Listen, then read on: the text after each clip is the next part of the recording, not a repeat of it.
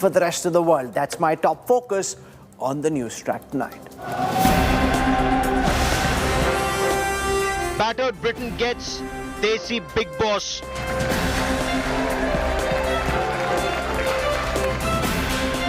Rishi Sunak enters 10 Downing Street. Sunak in UK triggers diversity war in India. Netas use Sunak to decry the Indian system.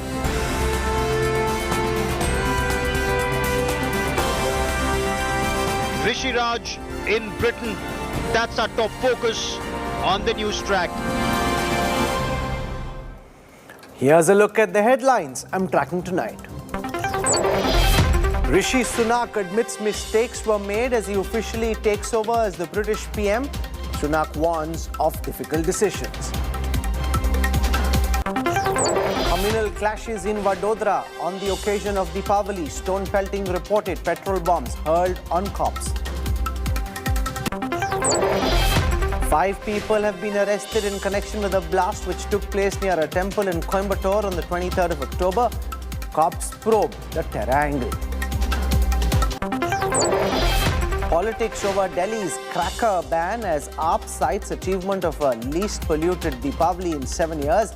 BJP hits back, asks will those who burst crackers be arrested and fined? Out on parole, rape and murder convict Ram Rahim's fresh provocation. The cell-style godman releases new music videos after coming out on parole.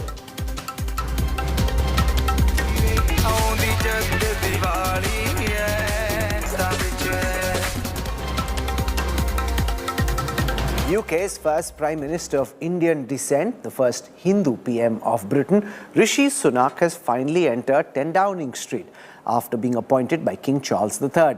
Sunak admitted that Liz Truss made mistakes and warned that he will have to be taking some tough decisions. Rishi Sunak's Raj has begun in the United Kingdom.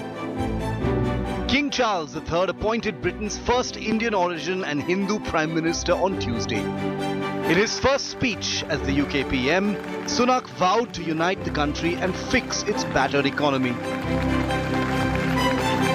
I have been elected as leader of my party and your Prime Minister, in part, to fix them. And that work begins immediately. I will unite our country, not with words, but with action. Sunak also warned his country of the tough decisions he will be forced to take. You saw me during COVID doing everything I could to protect people and businesses with schemes like furlough.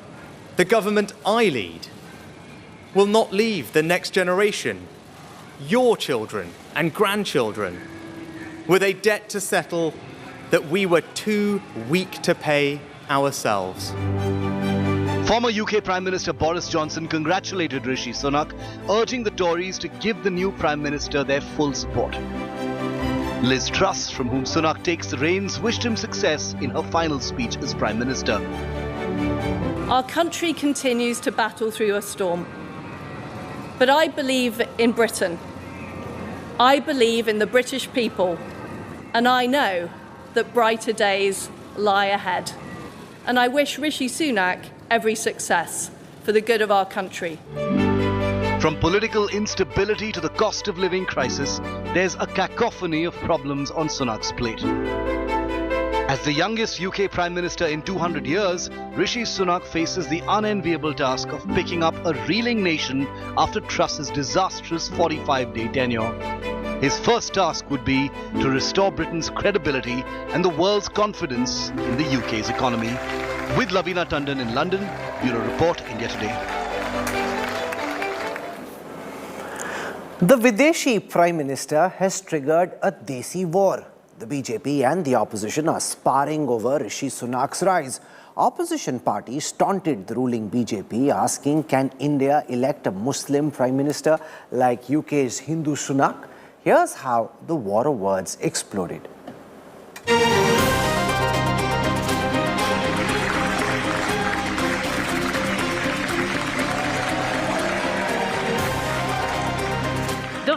non-white, Indian origin person and Hindu in 10 Downing Street. I will unite our country, not with words, but with action. This government will have integrity, professionalism, and accountability at every level. Trust is earned, and I will earn yours. But with Rishi Sunak's meteoric rise comes a bitter Desi war of words in the country which was once home to his grandparents. PDP chief Mehbooba Mufti was among the opposition leaders targeting India's secular credentials, asking, can a minority take the top job in India like Sunak did in the UK? The BJP hit out, claiming Mehbooba Mufti must walk the talk by backing a minority Hindu as Jammu and Kashmir's chief minister. APJ Kalam एक बहुत ही सुयोग्य लोकप्रिय राष्ट्रपति बने। उनको किसने बनाया था राष्ट्रपति? अटल बिहारी वाजपेयी ने। एक बहुत ही योग्य दलित नेता रामनाथ कोविंद जी भारत के राष्ट्रपति बने।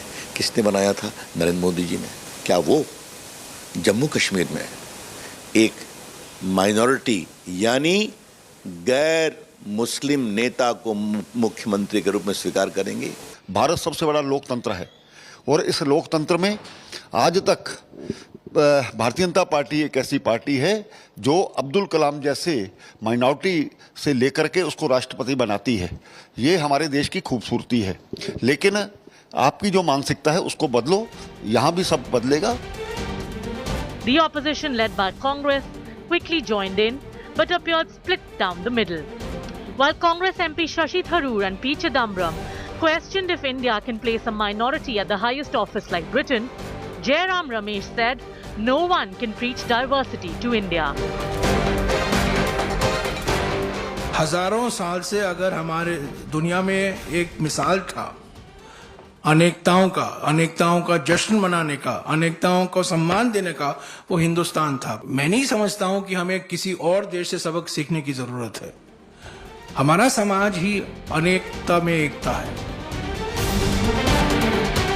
But the opposition was fact-checked by the BJP, which was quick to highlight how India has had minorities in top posts, pointing to Manmohan Singh, a Sikh, and APJ Abdul Kalam, a Muslim.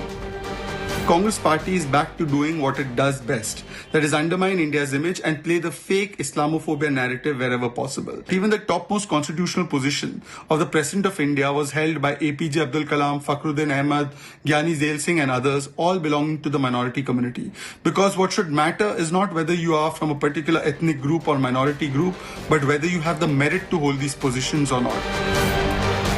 Are our netas using Rishi Sunak to decry the Indian system? Bureau Report, India Today.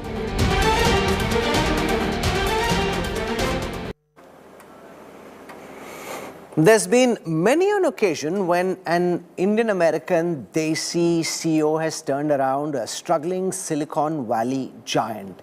Can Rishi Sunak do the same to an island nation? Can he bring the United Kingdom back on a path of stability and growth, setting the way for many more leaders of Indian origin to do well as chief executives of their country globally? Joining me on the Newstrack, I want to welcome first Kishwar Desai, author and columnist.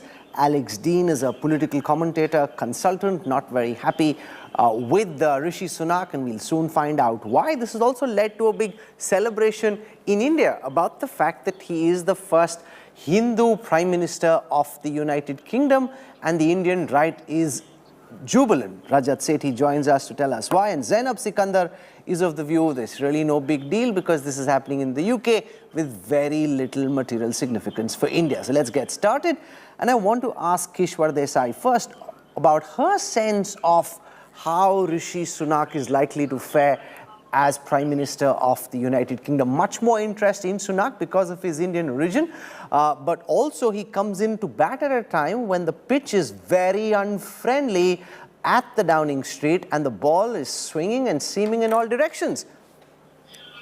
Thank you, Rahul. Firstly, of course, I want to congratulate Rishi because I think he's had a very tough battle. He went through many rounds earlier with Liz Truss, and then he had not won at that time, but then finally his party literally rallied around him. And that's a very big deal for any Indian origin MP or any colored MP, as they would say, a man of color, that so many people rallied around him and asked him to step into the void that was left by Liz Truss. So definitely it is a very meaningful day for everybody. But most of his critics in the UK are saying he's unelected, that he's really been chosen by his party MPs. It's not as if the people of Britain have elected a brown man to be their prime minister. You know what? He is an elected MP. He is an elected member of parliament.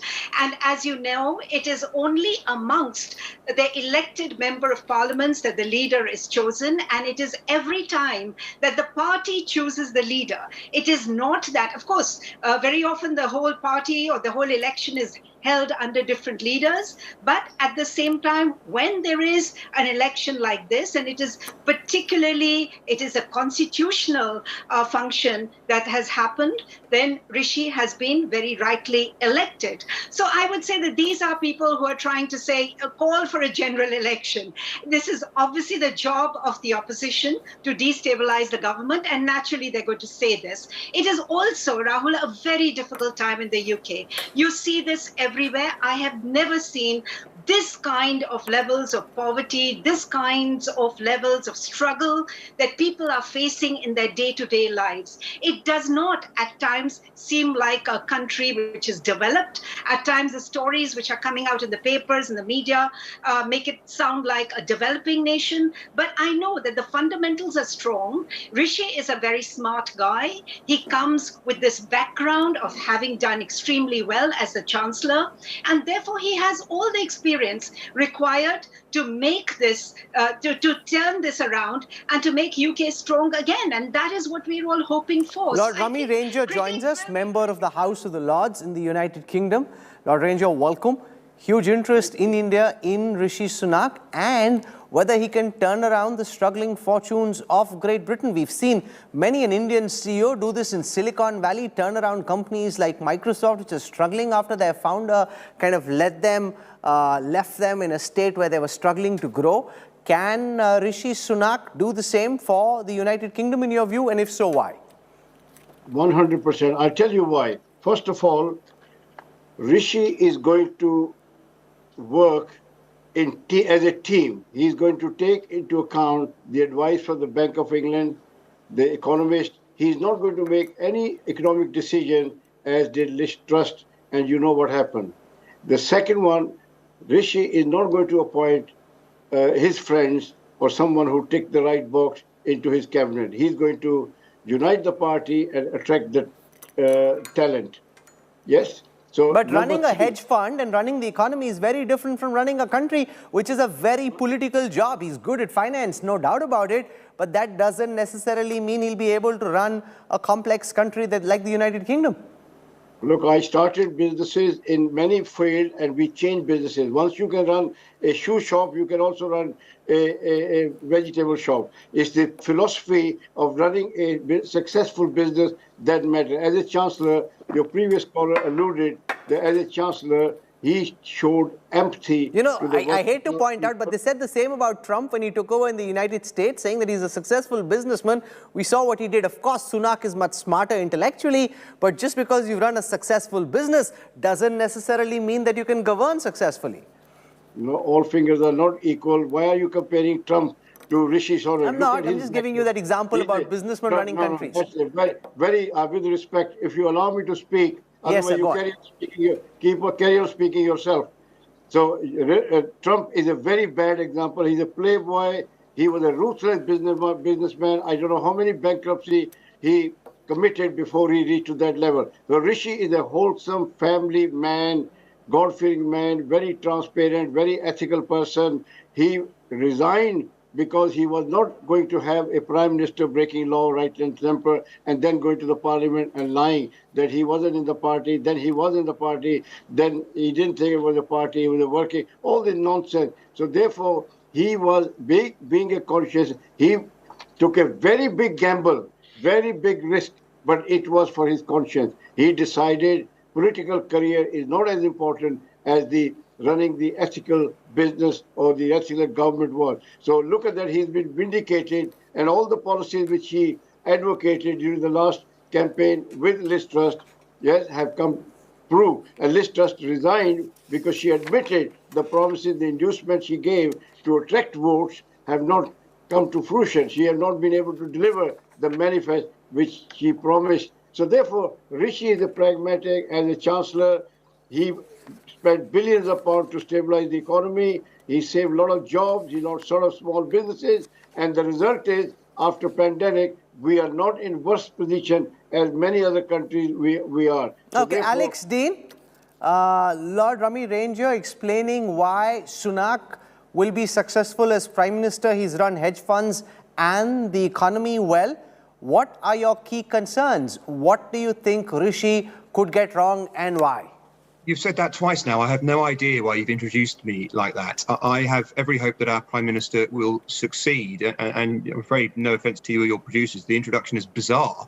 Now, I certainly didn't think that we should have had the coup against Boris Johnson, and I voted for Liz Truss against Rishi Sunak in the leadership contest. But he's now our Prime Minister.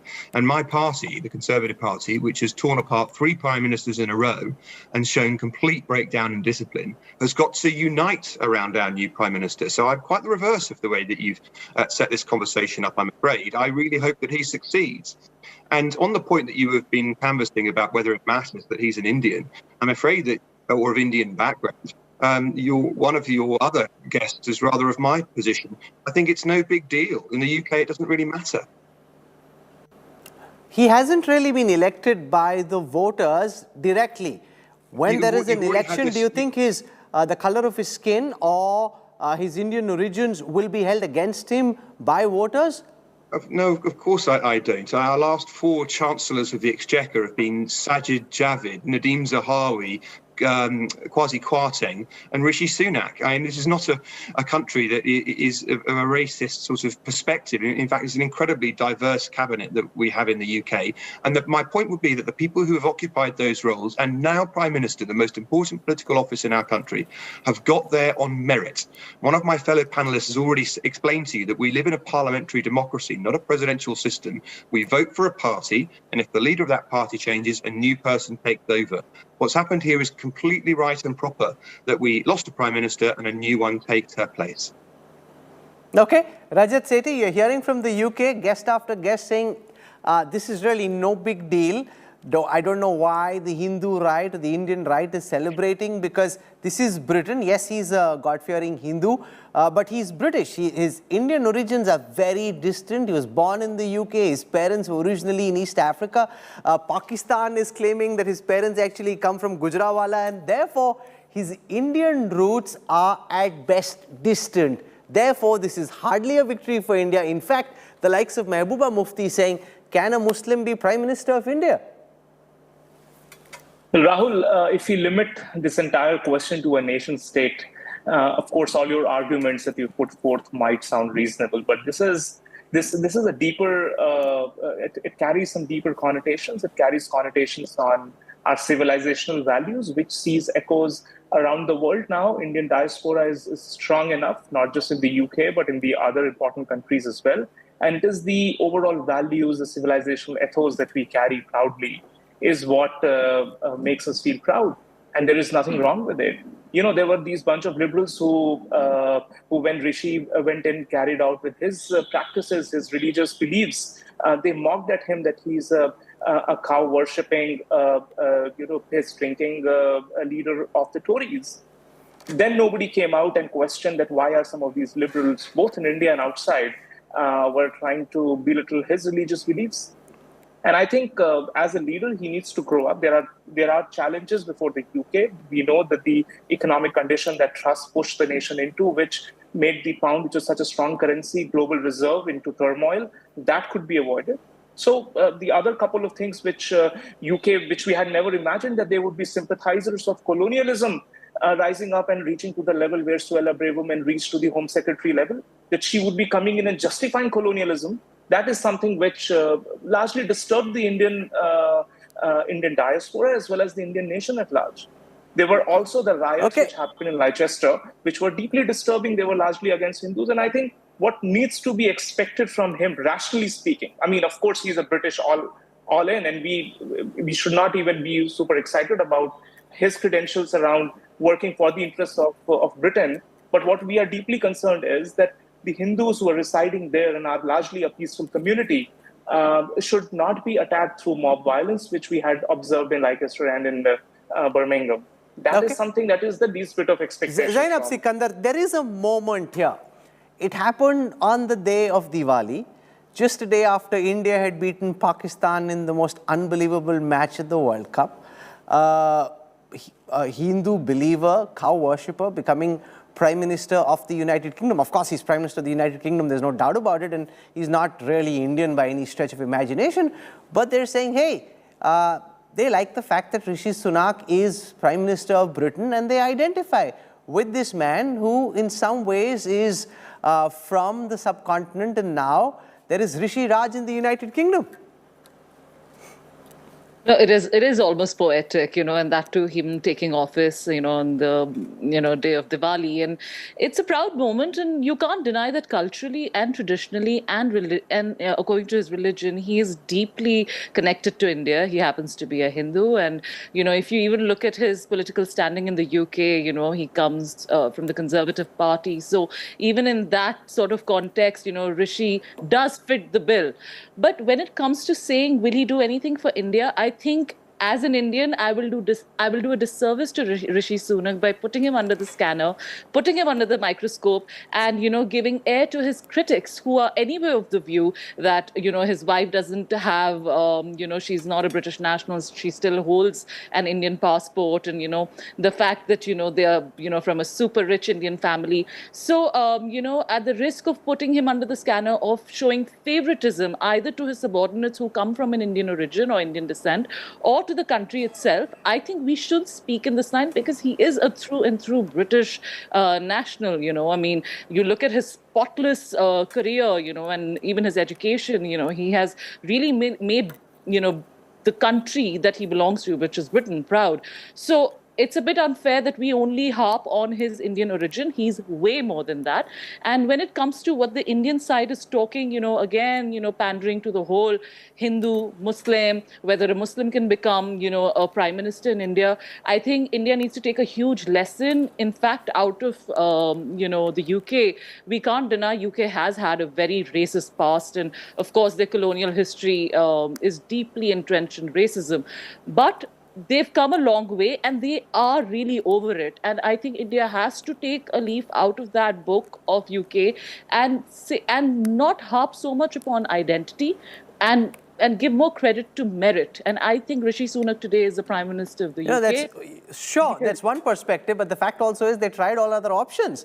It's not as if Rishi Sunak was the first choice. They got Liz Truss in. She messed it up in the way that Rishi Sunak said she would.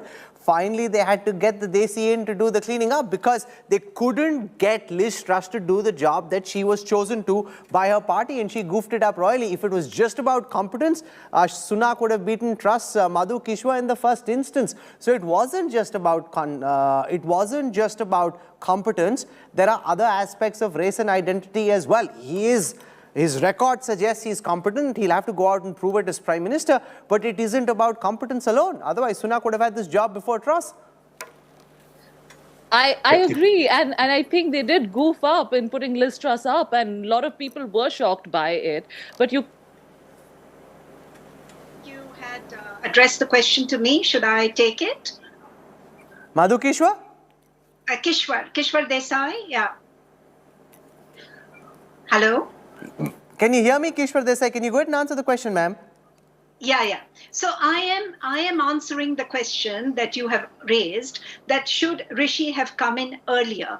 Look, it was a very democratic election. It had been first given to the party members. They, of course, were in favor of Rishi stepping in. Possibly they knew him better. He is still at that point, before he went in for the hustings, he was still not a very well-known MP, member of parliament. He was definitely known as the chancellor, who had done extremely well under Boris Johnson during the COVID time. And he had helped a lot of people through furlough and so on. So there was a lot of support for him.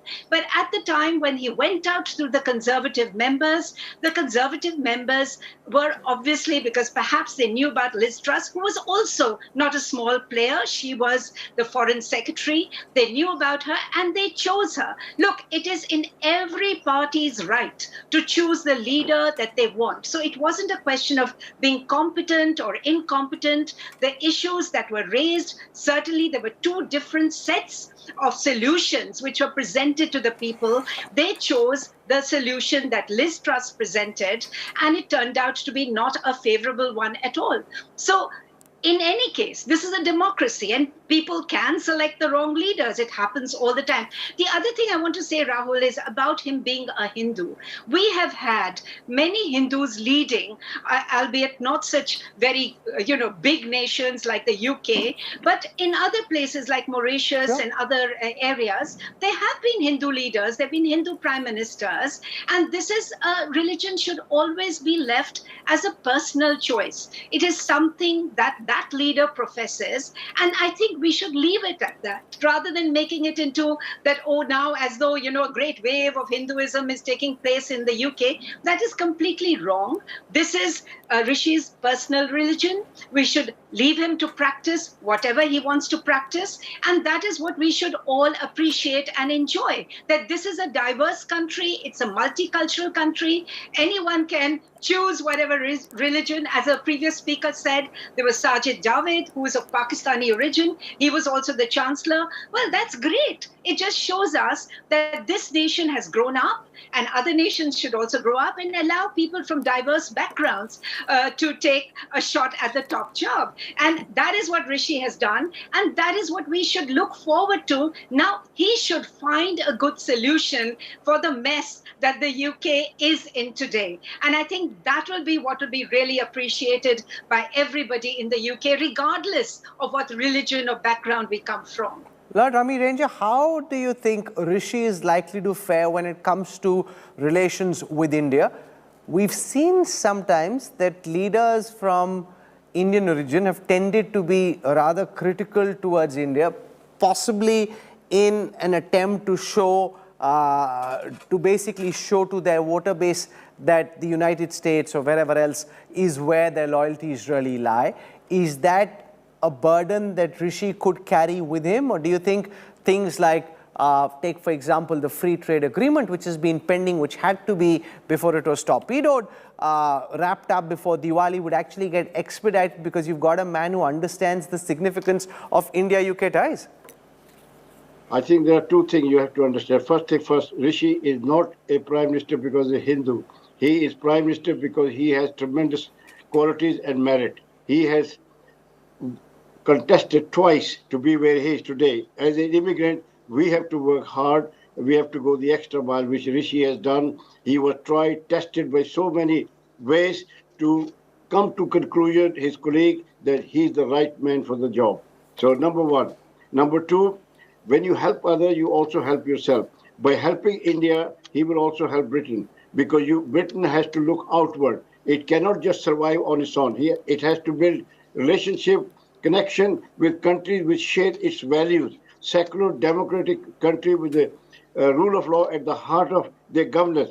We are not like India is not like China, where you have to watch your back and front when you do trade business with them. So by helping India, he will also help his country, Great Britain, where I live, my future, my children live, and our destiny lies. So by helping others is not a bad thing. And Indian economy is number 5th or 6th in the world, and the the free trade agreement will be the mother of all free trade agreements between number 5th and 6th economy. And look at the size of India's market. It's growing at the rate of 6 to 7%, which can pull British economy from its sluggish growth. So therefore, by helping others, by uniting with people, you become a credible force. You know, I have built a business in 130 countries through, I have no money, no to buy companies or to acquire anything. I built a strategic alliance in countries, which is the best way to go forward when we are not able to win alone. So India is the largest buyer of defense equipment. India can provide Britain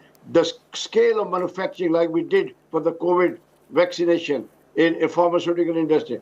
JCB, earth moving equipment, have two factories, one in Rajasthan, one in Gujarat, exporting to 90 countries. The only way Britain can compete with China is by having strategic alliance with a country like India, where there is a very loyal and skilled labor force in abundance and cost you fraction of what it costs in the United Kingdom. If they don't help India, their defense industry is contracting and it might disappear. But by joining hands with India, their defense industry can get a shot in the arm, because India needs everything, because India has got two hostile neighbors, communist and religious state, on one side communist, one side religious state. So therefore, India has to have relationship with the West. The West have always backed the wrong people in the past, and thanks to Modi's pragmatic leadership, where he's keeping relationship with Russia and keeping relationship with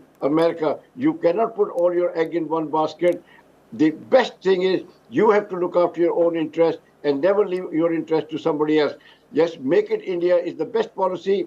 With Israel, we are working. Now we can work with United Kingdom. You know, the relationship has changed. Britain was a occupying force in India. We were their colony. Today, relationship is equal. We are not even equal. We are bigger. We are 1.4 billion people. There are 65 million people. Look at our size of the economy. So therefore, we are now going ahead as equal partner who need each other to fight most. Alex D, in your view, how are relations between India and the United Kingdom likely to fare under Sunak? Well, I think that it's true to say that people who have a particular affinity with a place are more likely to think of them first when they consider where to go next with trade arrangements. And there's no secret about the fact that trade between an post-Brexit independent and sovereign United Kingdom and India has stuttered. It has not moved ahead as quickly as we might have hoped, but I hope that it will do under Rishi Sunak as our new Prime Minister. But I just wanted to return to one point that you were discussing with my fellow panelists, because it seems to me quite important that Rishi Sunak is in the position he's in on merit. He has achieved the position that he is in because of his own abilities and his own activities as a politician, rather than about his background or his gender or his ethnicity. Disagreements in my party between him and Liz Truss weren't about the fact that she was of one faith or he was another. People's religions are, as my fellow panelists have pointed out, their own business in our country, and we don't tend to discuss them very much. The disagreements in the UK were about matters to do with economics and whether we should tax more and spend more, whether we should cut government spending and cut taxes. Those are the kinds of issues that really led to Liz Truss being elected and then to Rishi Sunak being elected. And I would just make the point that it's the Conservative Party which elects people on merit and chooses them on merit that's produced 3 female prime ministers and now our first ethnic minority prime minister in the modern age, rather than the Labour Party, which produces people on selections processes which are biased according to their backgrounds. I think it's best to choose your candidates on merit, and I think that Rishi Sunak becoming our prime minister from the Conservative Party demonstrates that.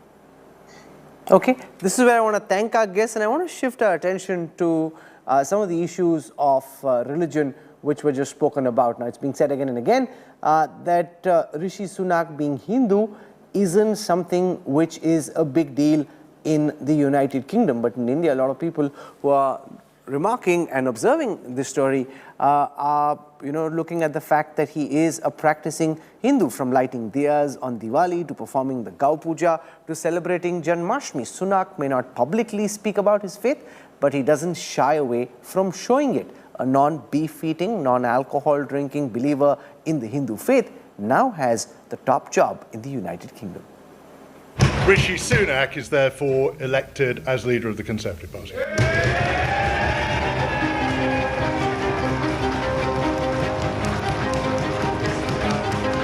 A practicing Hindu, Rishi Sunak was named as UK's Prime Minister on Diwali.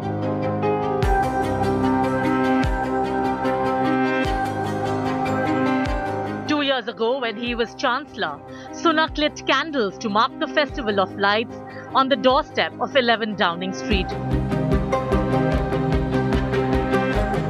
Although he rarely speaks about his faith publicly, Rishi Sunak wears his Hinduism on his sleeve.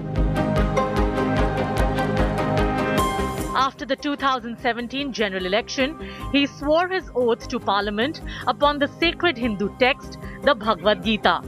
Sunak has said that the Gita comes to his rescue during tough situations and reminds him of his responsibilities. But at times of the most difficulty, what Akshata has done for me is to give me the teachings of the Gita. And she has done it.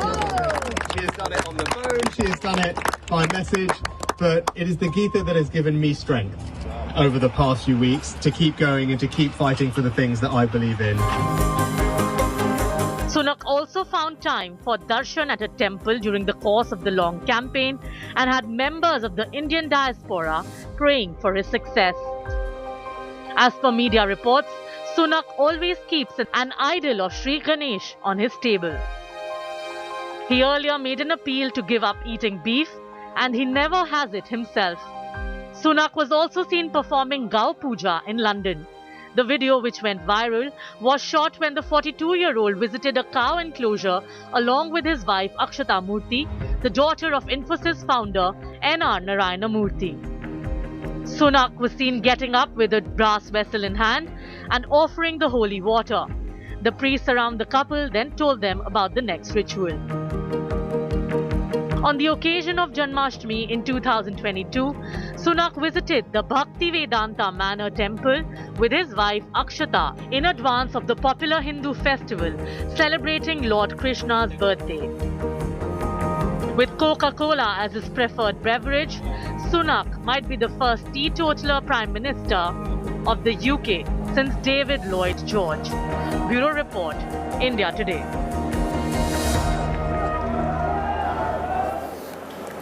Rishi Sunak and his wife Akshata Murthy have a combined wealth of over £700 million, making them not just the wealthiest occupants of 10 Downing Street, but also much richer than the British king.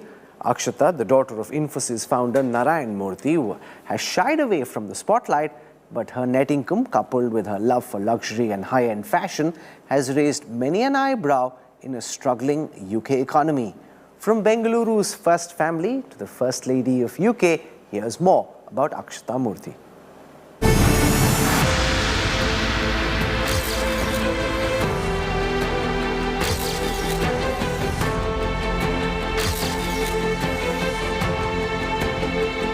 The new First Lady of the United Kingdom is also known as Bengaluru's Namma Hudugi or Our Girl.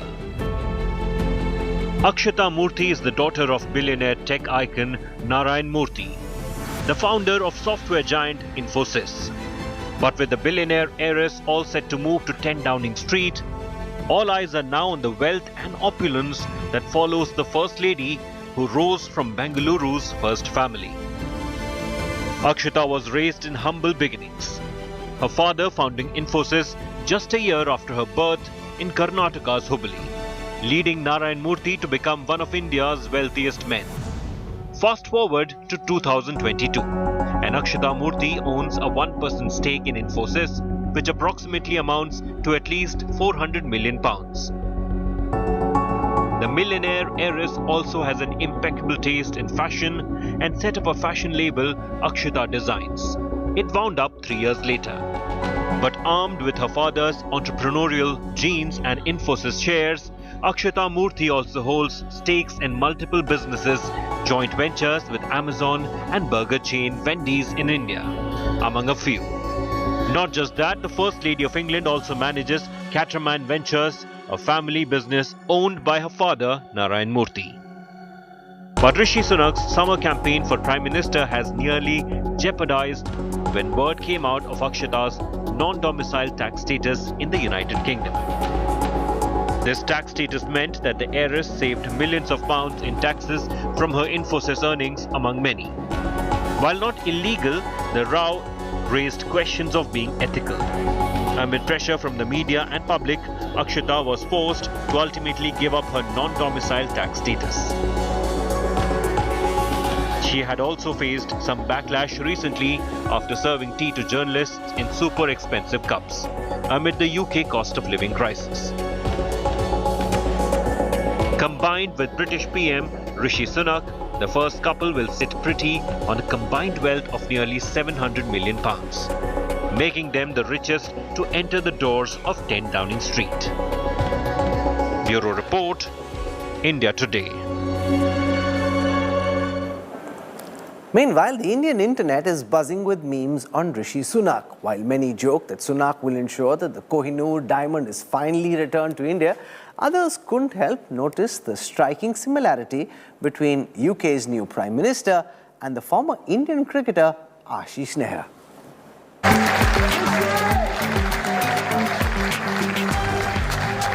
For the uninitiated into Rishi Sunak's social media brand, here's a peek at how he celebrated his first anniversary last year as the UK's Chancellor or Finance Minister.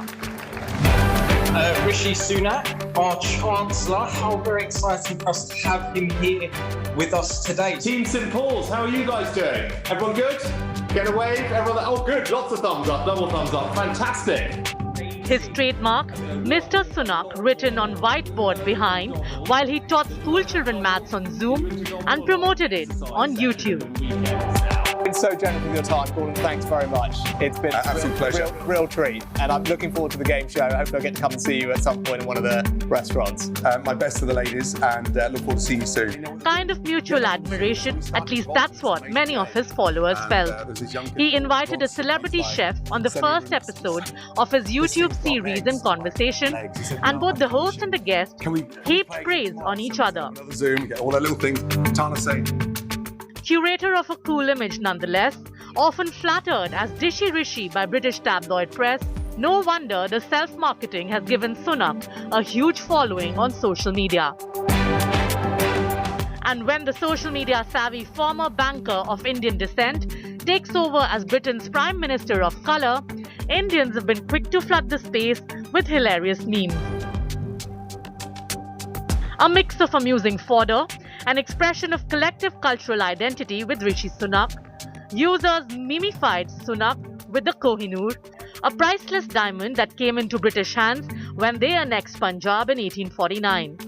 You probably can't scroll through Twitter without seeing a Rishi Sunak discussing plans to return the gemstone to India, or delivering it in person instead to a warm welcome.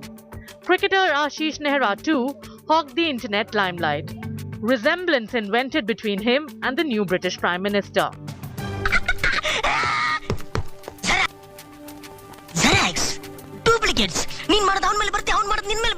A perfect recipe to churn out viral mashups, as Sunak ascends to the top job in a kingdom battered by economic strife. Bureau Report, India Today.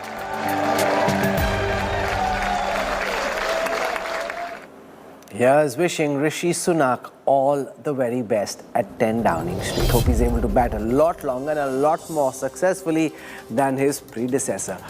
We're slipping into a break. When we come back on the Newstrack, communal clashes break out in Vadodara on Diwali. Cops attacked with petrol bombs. Details coming up on the other side.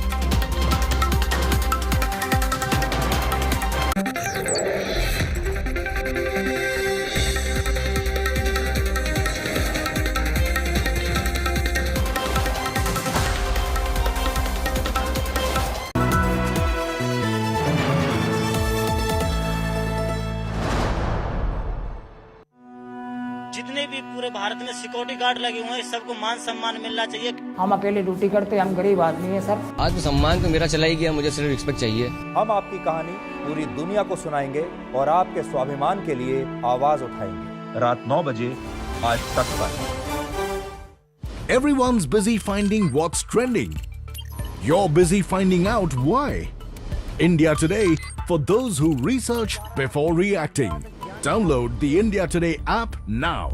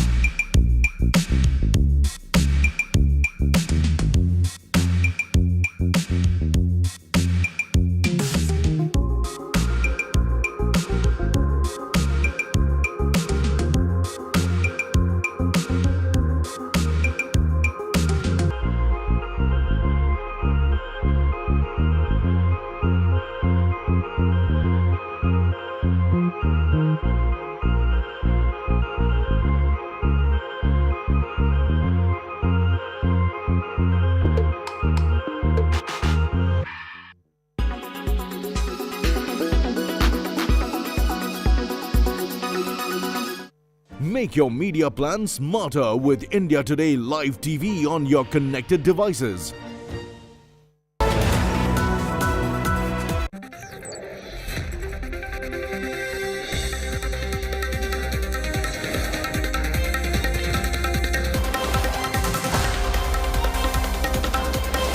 You're on board the Newstrack. 96 people have been booked after communal clashes erupted over bursting firecrackers in Vadodara.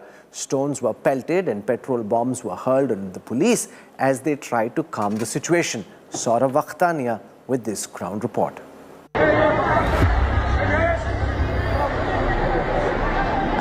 The Vadodara police being targeted with petrol bombs.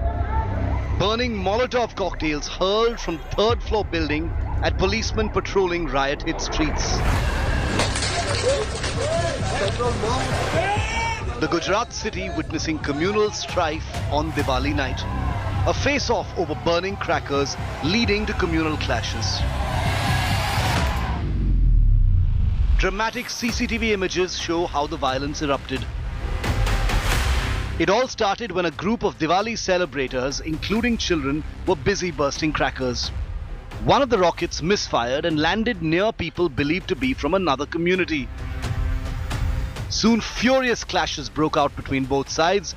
Children were seen rushing inside their homes and heavy stone pelting ensued. Rioters, many of them with their faces covered, can also be seen vandalizing CCTV cameras.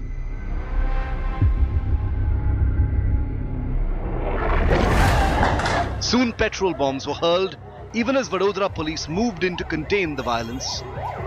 The police point to a planned riot as troublemongers systematically targeted street lights using petrol bombs and targeted cars and torched vehicles. The police are probing the CCTV footage and have nabbed at least 19 accused. એમાં પોલીસે તાત્કાલિક પહોંચીને કાર્યવાહી કરી છે. હાલમાં પરિસ્થિતિ સંપૂર્ણ કંટ્રોલમાં છે. જે પથ્થરમાર થયો છે કયા કારણે થયો છે એ બાબતે અમે સીસીટીવી ફૂટેજ અને જે આઈ વિટનેસીસ છે એમની પાસેથી અમે પૂરી માહિતી મેળવીને આ બાબતમાં સખતમાં સખત કાર્યવાહી કરવામાં આવશે. According to the police, the area is communally volatile and has seen riots in the past few months. और रात को 12:30 बजे के बाद ये लोग ना अग्गासियों के ऊपर से पेट्रोल के बम के गोले बना बना के ऊपर से नीचे फेंके लड़कों के ऊपर और ये जो भी सरकारी लाइटें थी वो पूरी टोटली सब बंद कर दी. सरकारी लाइटें पूरी बंद कर दी. Police officials have started the investigation. They have made a special team to investigate this whole particular case. They have detained over 20 people in this matter, but clearly a politics has started. BJP's Amit Malviya and other leaders are saying that this was a proper pre-planned incident, a pre-planned riots to actually target the Hindus. With camera person Sajid Alam, this is Saurabh Vakhtania in Vadodara for India Today. Even after witnessing the cleanest Deepavali in 7 years, Delhi's cracker ban seems to have been a failure, as most of the stations in the capital saw a sharp increase in pollution levels. Politics over the dhamakas has exploded, AAP seeking to claim credit and BJP challenging AAP to take action against those who are bursting crackers.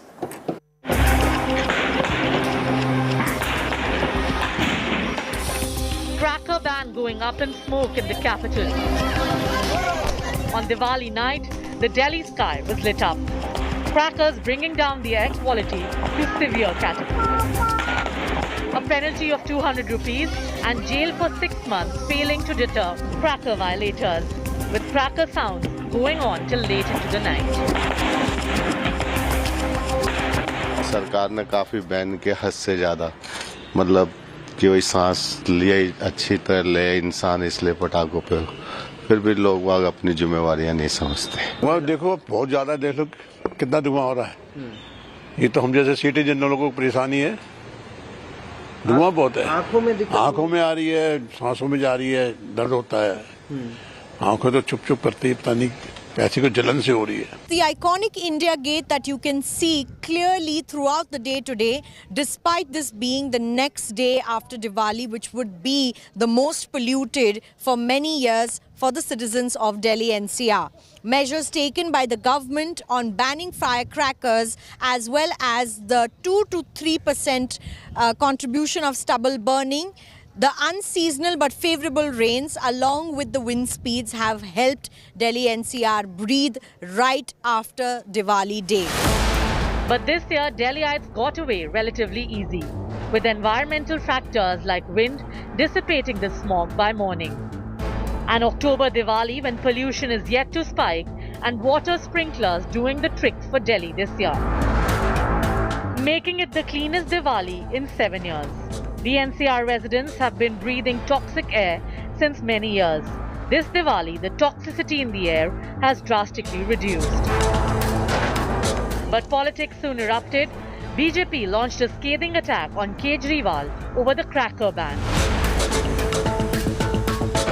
Reiterating the anti-Hindu Kejriwal jibe, BJP hit out at the AAP, asking, since a lot of people were bursting crackers, how many will AAP put behind bars? पूछना चाहता हूं कि आप सिर्फ हिंदुओं के त्योहार पर बैन लगाकर पटाखे पर आप अपने नाकामी के लिए तीसरी नहीं कर सकते। Chief Minister Arvind Kejriwal jumped into action, lauding Delhiites for making the effort to ensure a clean Diwali. पटाखों को लेकर एक जागरूकता केजरीवाल जी की सरकार की ओर से लोगों के बीच में फैलाई गई कि भाई इससे प्रदूषण बढ़ेगा, और इन सब का परिणाम हुआ कि 5 वर्षों में दीपावली के दूसरे दिन का प्रदूषण सबसे न्यूनतम स्तर पे है। But with stubble burning continuing in Punjab, is the worst yet to come? Bureau Report, India Today. This is where I wrap up the Newstrack tonight. For your time and your trust, thank you very much. I look forward to seeing you 8 p.m. tomorrow evening. Till then, from all of us here, goodbye, good night.